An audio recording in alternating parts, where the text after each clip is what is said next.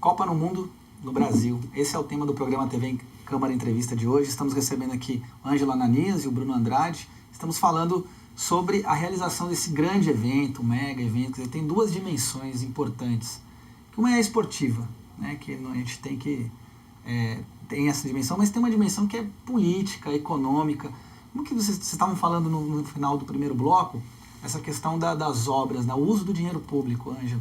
O que isso implica? A Copa do Mundo, no final das contas, quem vai pagar essa conta? Nós. É que o brasileiro, diferentemente do que você enxerga em alguns povos europeus e asiáticos, o brasileiro, lamentavelmente, não tem essa consciência. Ele não consegue mensurar o custo disso. Eu confesso que eu estaria muito confortável se eu enxergasse hoje, 60 dias antes do jogo de abertura da Copa, um panorama definido, pronto e eficiente para a população. O legado, que é o que se fala. A palavra da moda. Quer dizer, se você pontua os 12 locais onde a Copa do Mundo vai acontecer e percebe que o dinheiro do governo foi bem aplicado, com obras prontas, embora faraônicas, mas concluídas, eficientes e funcionais, ou seja, você enxerga um legado, você sabe que depois da Copa aquilo vai ser efetivamente utilizado pela população, você fica feliz. Lamentavelmente é o que a gente não consegue enxergar. O que a gente consegue enxergar é um dinheiro gasto, mal aplicado em grande parte dos 12 locais onde a Copa do Mundo vai acontecer e com obras que não foram concluídas. Aí eu pergunto o seguinte: como é que vai ser, por exemplo, eu não vou citar uma cidade, mas um destes locais onde eventualmente, além de um estádio, esteja sendo construído um aeroporto ou uma grande avenida para dar acesso até esse estádio que foi concluído. Se essa obra não ficar pronta, será que depois da Copa eles vão concluir? Será que depois da Copa o Tribunal de Contas da União vai fiscalizar o governo federal, vai exigir que o governo federal termine estas obras e devolva ao povo aquilo que ele pagou através de impostos para a realização desse evento? Quer dizer, essa é a minha preocupação. Eu gostaria muito de poder enxergar um Brasil 60 dias antes de abrir uma Copa do Mundo com um legado para a sua população, um legado para o seu povo, com tudo pronto, redondo, só esperando a bola rolar. Bruno, você está na cobertura do dia a dia do futebol hoje, acompanhando os campeonatos. Como é que está essa discussão entre os boleiros, entre os jornalistas que estão... Porque você, vamos dizer que de nós três aqui, hoje você é o que está mais ali no dia a dia do lado futebolístico desse evento, né, do espetáculo. Como é que está? Existe um incômodo com isso ou não? No começo, digamos que o incômodo era muito maior e as dúvidas eram muito maiores. Aos poucos a imprensa foi descobrindo muita coisa foi vazando. Hoje o incômodo é menor por conta da proximidade da Copa e a questão técnica também dividindo um pouco o espaço com a questão política, a questão de organização. Então quando você analisa a seleção brasileira, do time do Filipão e tal, você acaba esquecendo a discussão de como é que está a obra na Arena Corinthians, ou como está a obra no Beira-Rio, ou como está a obra na Arena Baixada. Isso só vem à tona quando existe uma coisa, ou quando uma vitória da FIFA, ou quando tem algum problema, como aconteceu a morte agora recentemente no operário na Arena Corinthians. Então, o jornalismo esportivo, infelizmente, acaba deixando de lado essas questões mais importantes, mas que o público tem muito menos interesse.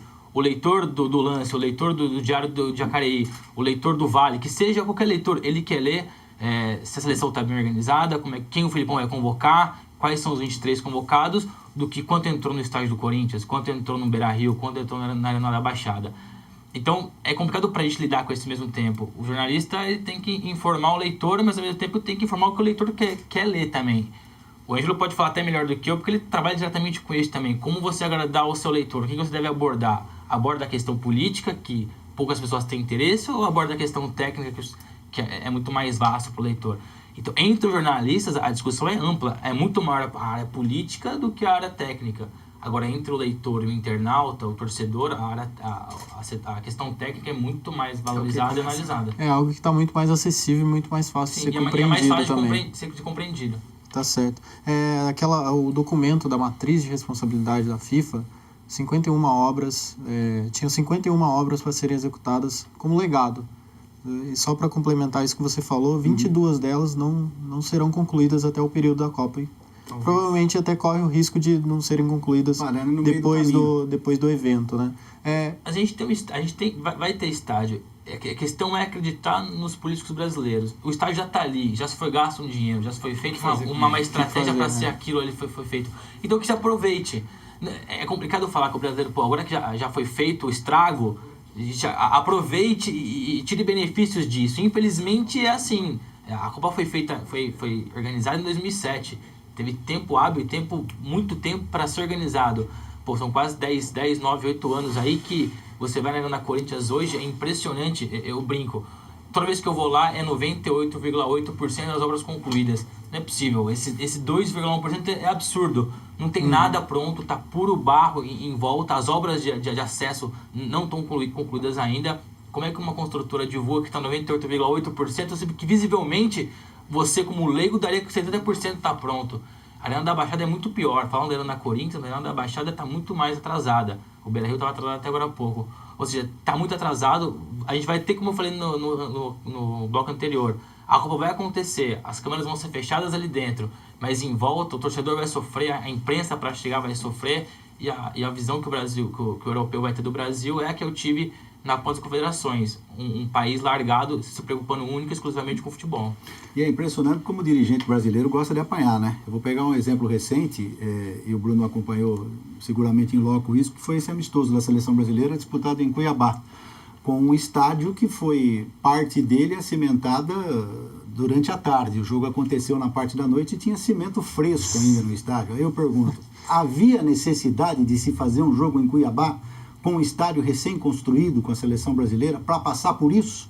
Quer dizer, de repente era o caso de se esperar 1 ou 2 semanas mais para o amistoso acontecer. Ele já estava organizado lá atrás, já estava previamente agendado. Mas era o caso, efetivamente, de expor um estádio da Copa a isso. Quer dizer, tudo isso chegou para o cidadão de fora, para o estrangeiro, para o turista que vem, para o jornalista de outros países, enfim, para a gente que vai falar do Brasil e vai abordar a organização que a gente não conseguiu empreender dentro de um limite razoável das coisas para essa Copa do Mundo.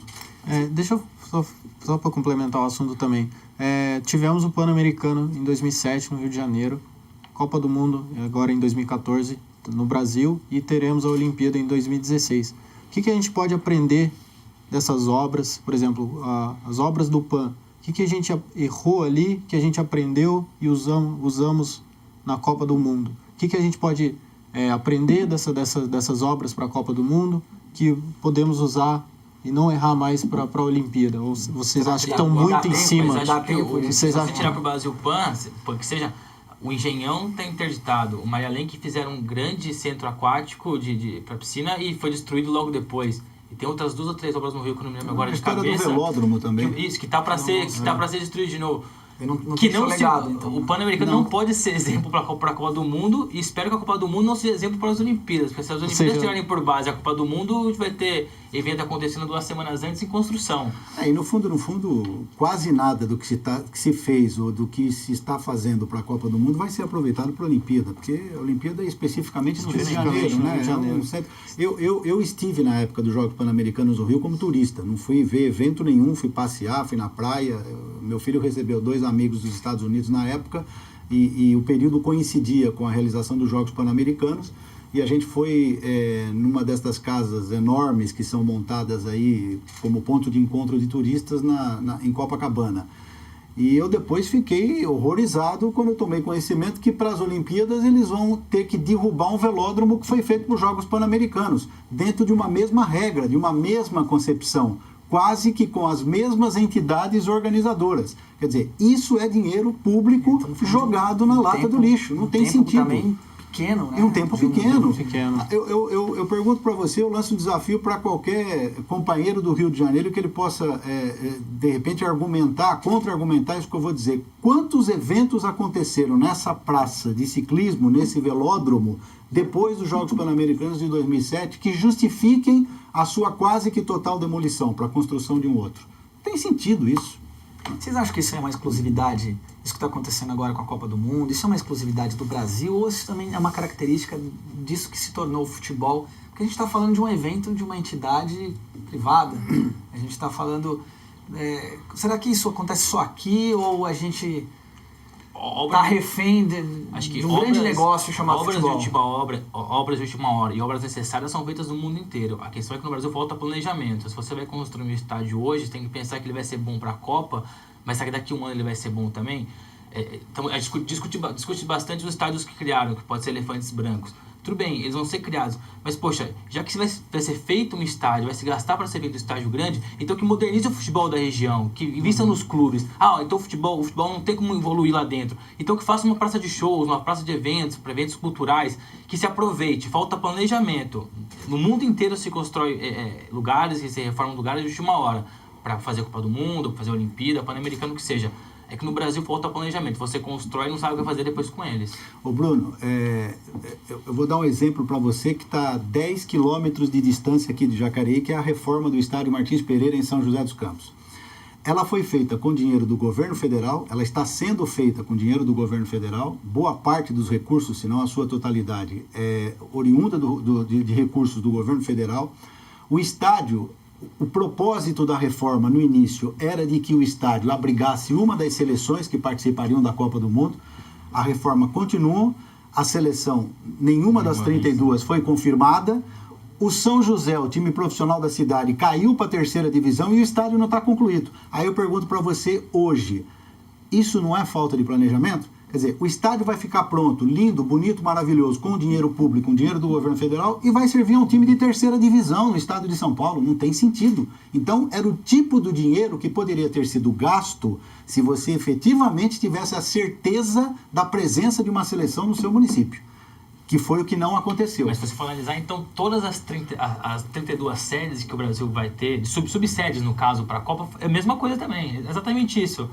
Todo mundo se programou sem ter certeza nenhuma. Uma ou outra tinha certeza que ia ter alguma coisa. Aproveitaram-se da Copa do Mundo para investir, para colocar dinheiro público. São José não é exceção.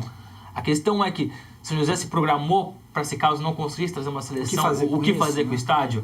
Se você perguntar isso aqui, não sei se ele vai saber responder. E virou as costas para o time de futebol, porque ao mesmo tempo em que a prefeitura se preocupou em fazer um certo lobby para a vinda da seleção da Costa do Marfim, que seria a seleção que eventualmente estaria hospedada em São José, teve lá 2 ou 3 comitivas que visitaram as obras, né? Ao mesmo tempo em que a prefeitura bancou todo esse cenário, ela virou as costas para o time profissional. Aí o que aconteceu? Sem recursos, sem dinheiro, sem carinho, o São José caiu para a 3ª divisão. É que eu tenho assim, Agora você tem um estádio e não tem time. Eu gosto e quero ser sempre muito otimista. Tomara eu que a prefeitura, que o clube com um estádio de primeira linha estruture o time, pelo menos. Se você fala que o outro São José está chegando. Também, que caiu e sobe o outro. Eu acho que eu sempre falo o seguinte, se não se planejou, que se planeje pelo menos, não caia no esquecimento. Se você gastou com o estádio e não se programou para ele ser utilizado, não está perdido, o dinheiro já foi gasto. Então, poxa, não deu, o São José caiu, vamos fazer um projeto para o São José voltar, uma equipe grande, aproveitar o estádio. A gente tem que pensar também, então, qual é a política pública nesse país para esporte? Né? Será que a gente vai sediar uma Olimpíada? O que foi feito do Pan-Americano até agora com as equipes de base, com o projeto olímpico brasileiro? A Jair Barbosa se lesionou agora e teve que fazer vaquinha na internet para pagar o tratamento. Esse é o Brasil que a gente vê, não é só o futebol. Será que isso também O que a gente enxerga é uma ou outra modalidade que ganhou destaque ao longo dos anos com o patrocínio de empresas estatais. Eu quero ver o governo incentivar e estruturar ao ponto do empresário da empresa privada se sensibilizar e colocar o dinheiro ali, acreditar. Isso você não enxerga.